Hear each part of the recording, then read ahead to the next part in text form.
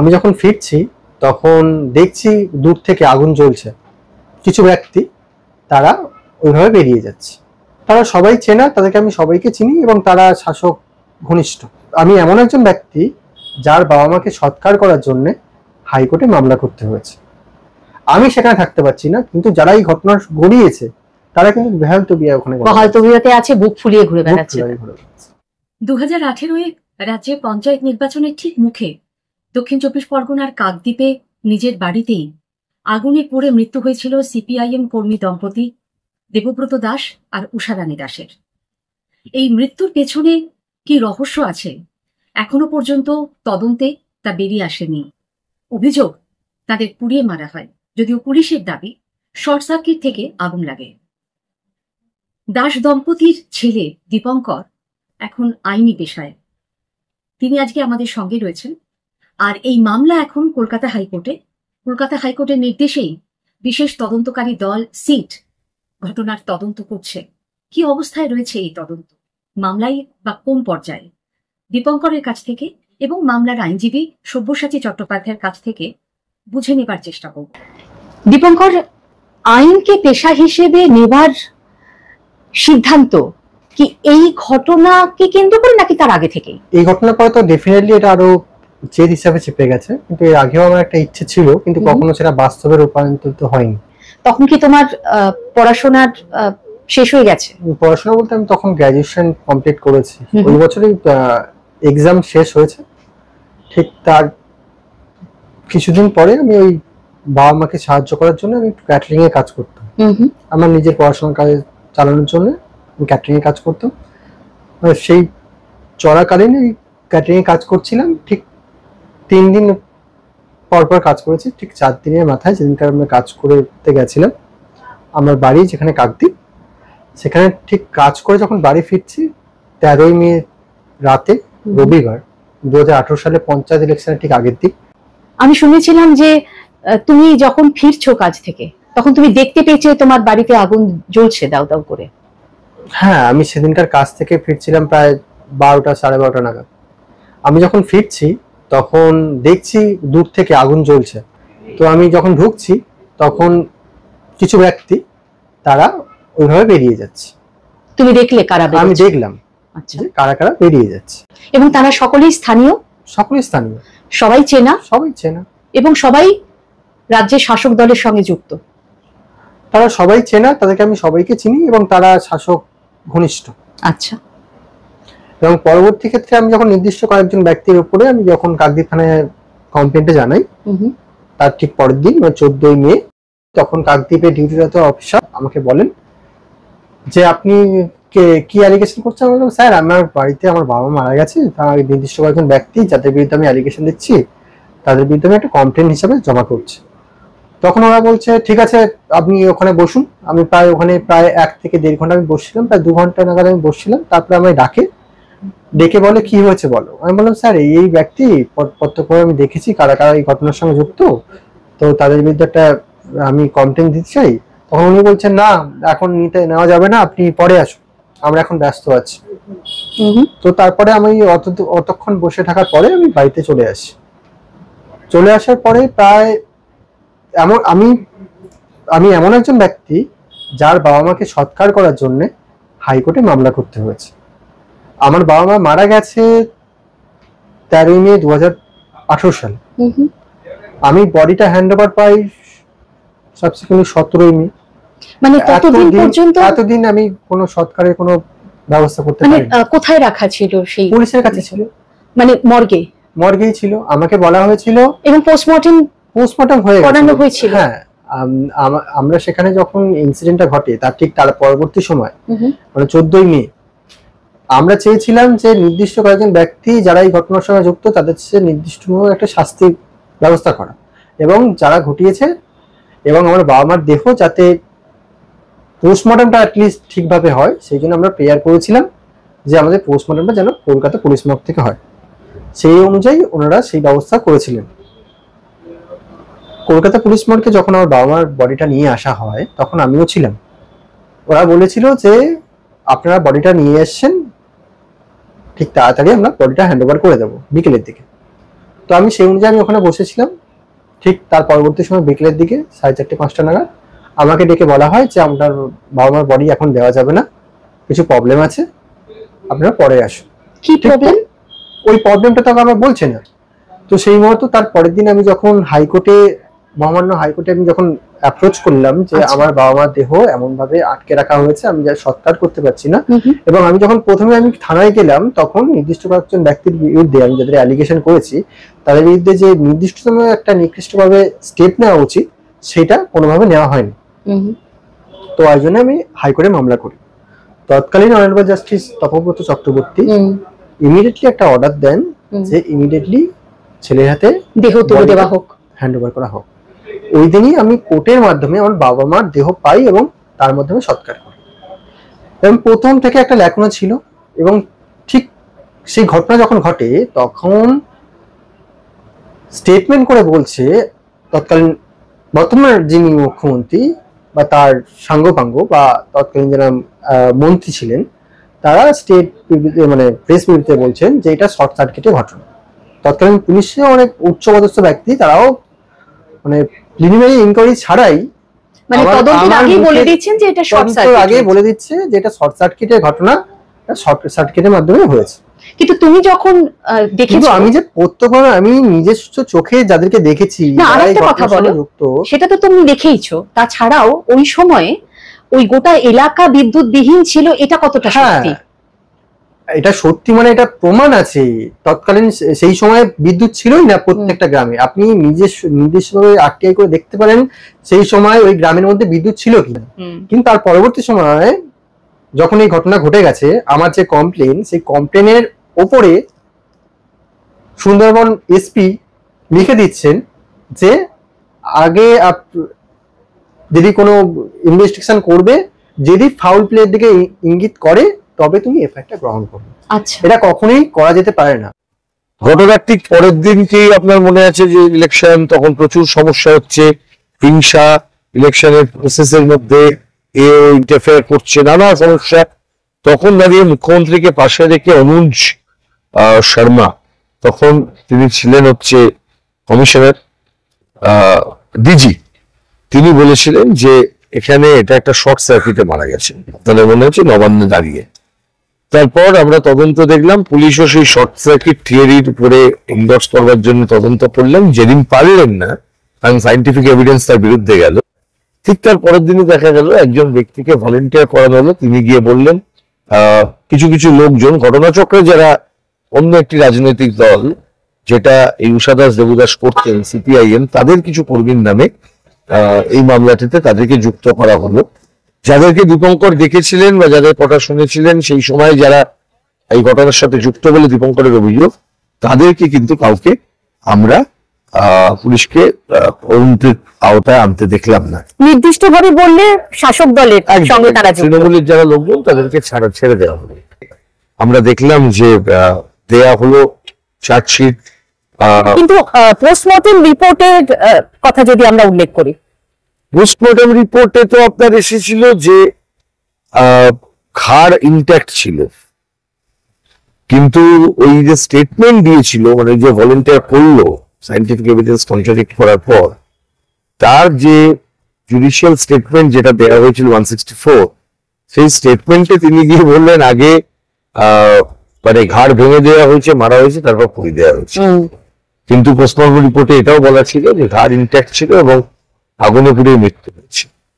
ফলে বিষয়টা এতটাই কন্ট্রাডিক্ট করলো, সেখানে মহামান্য বিচারপতি রাজশেখর মান্তা বললেন এই চার্জশিটের কগনিজেন্স দেওয়া যায় না, এই চার্জশিটটাকে আমরা পেপটিন এভিডেন্স করে রাখছি, অর্থাৎ চার্জশিটটা থাকবে, সেটা পরবর্তী সময় যখন চার্জশিটের উপরে তদন্তে যা হওয়ার সেগুলো হবে, তারপর ঠিক করা হবে চার্জশিটের উপরে মানে ট্রায়াল প্রক্রিয়া এগোবে।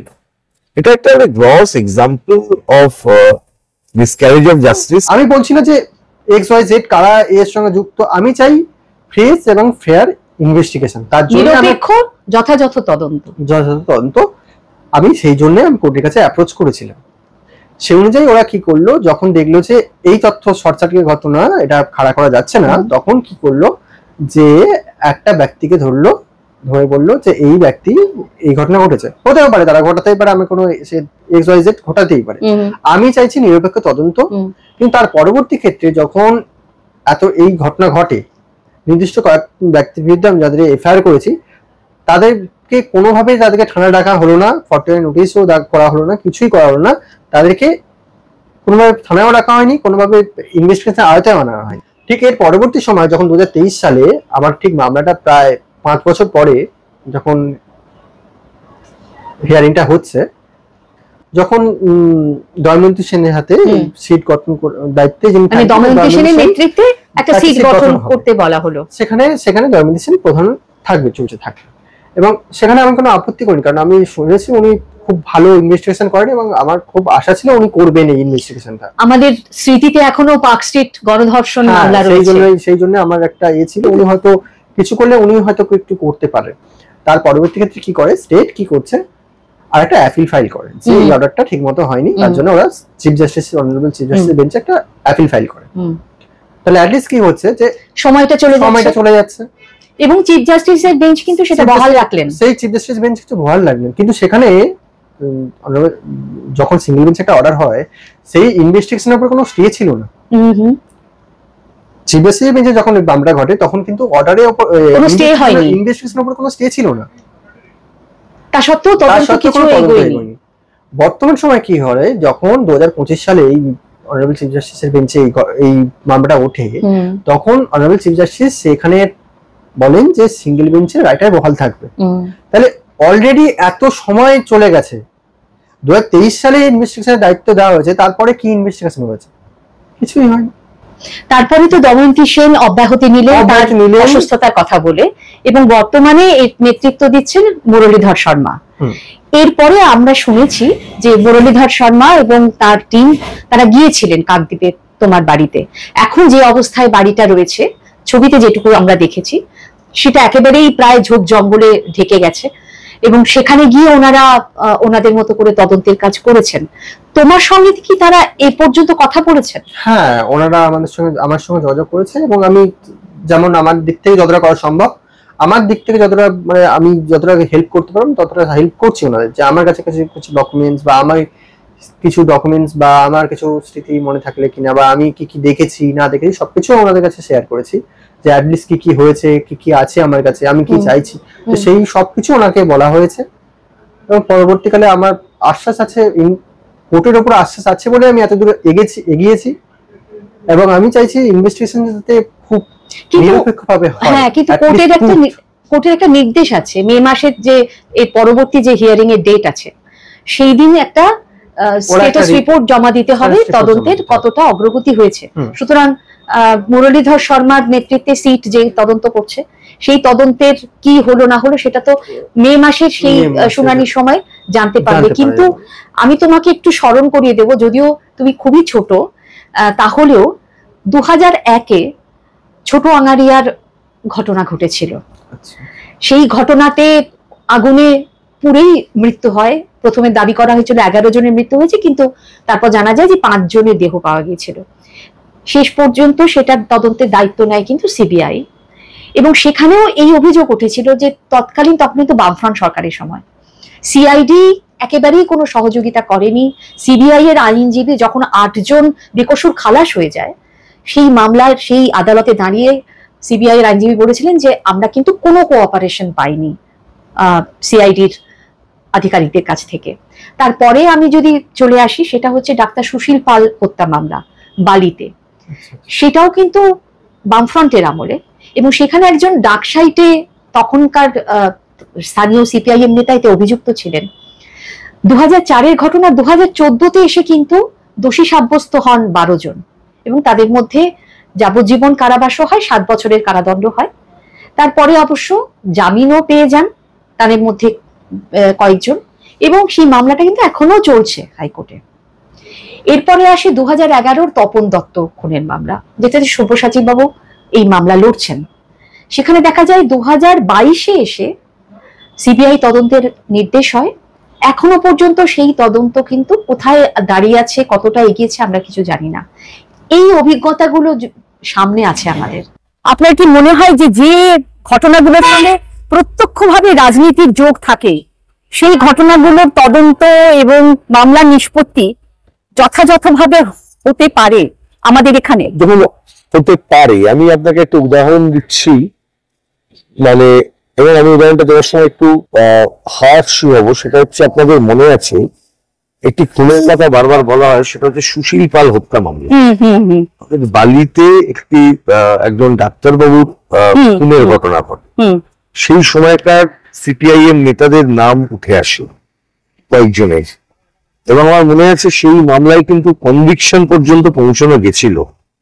কনভিকশনে পৌঁছতে গিয়ে কিন্তু সেখানে তৎকালীন সরকারের যারা পাবলিক প্রসিকিউটর ছিলেন বা প্রসিকিউশন ছিলেন, তারা কিন্তু একটা জায়গায় পৌঁছানোর চেষ্টা করেছিলেন। তোমার কি মনে হয় যে জাস্টিস পাওয়ার জন্য ঠিক কতখানি মানুষকে অপেক্ষা করতে যে হয়? জাস্টিস মানে ইনসাফ। কিভাবে একজন মানুষ যখন একজন ভিকটিম, আমাদের এই কাঠামোটা তৈরি করা হয়েছে শুধু জুডিশিয়ারির উপর ভিত্তি করে নয়। 3টে ভাগ আছে, আইন বানাবেন, আইনটা ইমপ্লিমেন্ট করবেন, এবং তারপরে সেটা বিচার্য হবে কিনা তার জন্য বিচার ব্যবস্থা আছে। প্রথম থেকে যদি লেখনা থেকে যায়, তাহলে জুডিশিয়ারির উপর চাপ পড়ছে। একটার উপর একটা নির্ভর, প্রত্যেকের উপর প্রত্যেকে নির্ভর। অবশ্যই। কামদুনি হত্যা মামলা আমরা কি দেখেছি? কামদুনি গণধর্ষণ হত্যা মামলায় নিম্ন আদালতের রায়ের পরে হাইকোর্টে এসে কি খালাস পেয়ে গেছে, কি করে হলো সেটা? প্রমাণগুলো জোগাড় করতে পারেন। একদমই তাই, একদমই তাই। ফলে তদন্তের উপর কিন্তু দাঁড়িয়ে থাকে গোটা মামলা কিভাবে এগোবে, সেটা দাঁড়িয়ে থাকে কিন্তু তদন্তের উপর। আপনারা যদি ঠিকভাবে তদন্তই না হয়, তাহলে যারা ভিকটিম, অ্যাটলিস্ট যারা এখনো আশায় বাঁধে যে অ্যাটলিস্ট কেউ না কথা শুনলে কোর্টের কাছে অ্যাপ্রোচ করলে হয়তো তারা কিছু জাস্টিস দিতে পারে, এখনো মানুষের প্রতি ভরসা আছে কোর্টের উপর, বিচার বিভাগের উপর। সাধারণ মানুষের একটা ভরসা আছে যে অ্যাটলিস্ট কেউ না কথা শুনলে অ্যাটলিস্ট বিচার ব্যবস্থার কাছে গেলে সেখান থেকে একটা সুবিচার পাবে। কিন্তু এই বিচার পেতে যে এত দীর্ঘ অপেক্ষা করতে হয়, সেই অপেক্ষাটা তো মানে এটা বলা যায় না যে কতটা পথ হাঁটলে তুমি ওই মানে সুবিচারটা পাবে। একদমই তাই। মানে আমাদের হেঁটে যেতে হয়, হেঁটে যেতে হবে, হয়তো হেঁটেও যাব, এর জন্য হাঁটতে হবে, তাই হাঁটছি। এবারে যেটা হয়, মানে যদি চারিদিক থেকে কোনো হেল্প না আসে, হেল্প ইন দ্য সেন্স যারা সরকারে আছে, যারা এই সঙ্গে যুক্ত, সরকার থেকে যদি কোনো অ্যাপ্রোচ না থাকে, একটা সাধারণ মানুষ কিভাবে এই সুবিচার পাবে বলুন তো?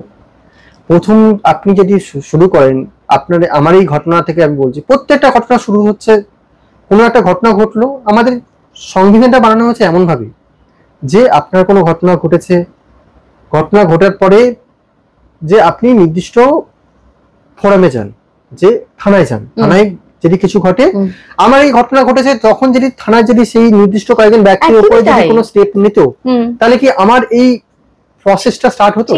এতটা লেন্দি আমাদের হতো না। কামদুনি ঘটনা বলুন, যখন সেই ঘটনা ঘটেছে, নির্দিষ্ট কয়েকটা ব্যক্তির উপরে যখন অ্যালিগেশন করছে, আমি বলছি না XYZ ঘটনা করিয়েছে বা ঘটিয়েছে, তারা ঘটেছে পারিপার্শ্বিক তথ্য প্রমাণ জোগাড় করেছেন। আরজি করে ঘটনা ঘটেছে, আরজি করে ঘটনার ক্ষেত্রে কি হচ্ছে, সেখানে ইমিডিয়েটলি কোনো ঘটনা ঘটছে, আপনারা সরকার থেকে সেটা চাপা দিচ্ছেন কেন?